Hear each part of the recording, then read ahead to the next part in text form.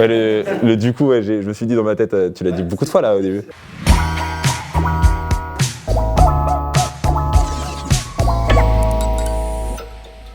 Salut, je m'appelle Yann Emelério, je suis président de l'association Start Lausanne, une association qui vise à promouvoir l'entrepreneuriat et l'innovation au sein des campus de l'EPFL et d'HEC. Start Lausanne, ça fait partie d'un ensemble de réseaux de start en Europe et ça vise à promouvoir l'entrepreneuriat et l'innovation au sein des campus et aussi au sein de la Suisse romande et même la Suisse si on voit les ambitions un peu plus grandes. J'ai rejoint l'association Start il y a 3 ans, si je dis pas de bêtises.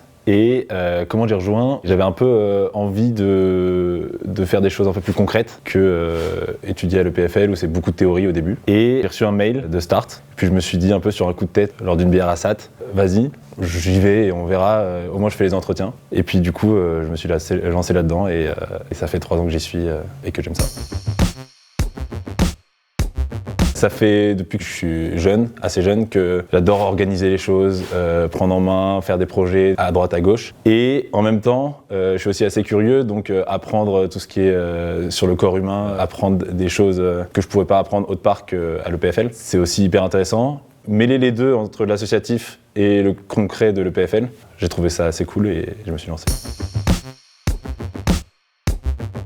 On a pas mal d'événements tout au long de l'année. On a un événement principal qui s'appelle le Start Contest qui dure 6 mois. C'est un espèce de concours de start-up où on transforme les idées en start-up à la fin. On a des événements plus petits comme le Startup Weekend qui est un espèce de Start Contest condensé en un week-end. Et on a des hackathons, des conférences, des workshops, des petits événements comme ça tout au long de l'année.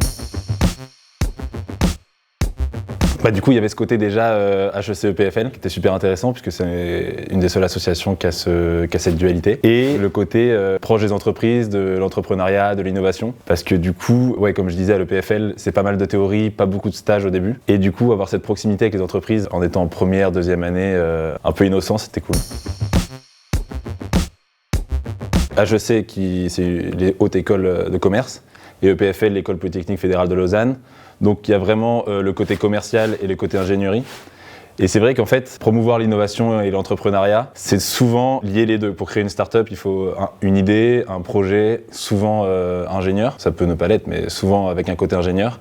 Et aussi, il faut savoir le vendre. Et du coup, cette dualité et cette multidisciplinarité, qu'apporte du coup l'entente entre HEC et EPFL. Ça nous permet du coup d'élargir déjà les contacts à fond, puisqu'il y a l'EPFL Innovation Park qui est un hub de start-up et l'accélérateur de l'UNIL et de HEC qui est aussi un hub de start-up plus commercial. Et du coup on élargit les contacts et ça permet de faire des projets et de rassembler les gens pour qu'ils avancent ensemble.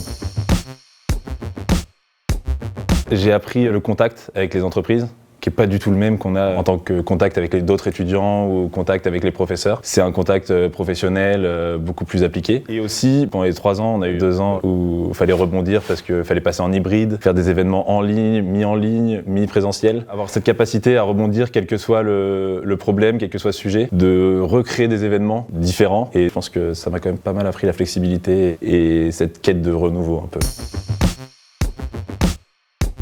C'est un amas de plein de petites rencontres qui te montrent qu'en fait, c'est pas si facile. Et on entend souvent que les success stories et qu'en fait, quand tu rencontres finalement ces entrepreneurs qui vont être les coachs ou les mentors pendant nos événements, en fait, eux, ils te racontent vraiment qu'avant qu'ils aient réussi à créer leur boîte, il y en a eu quand même quelques-unes qui sont pas passées. Et que c'est dur, que c'est pas facile.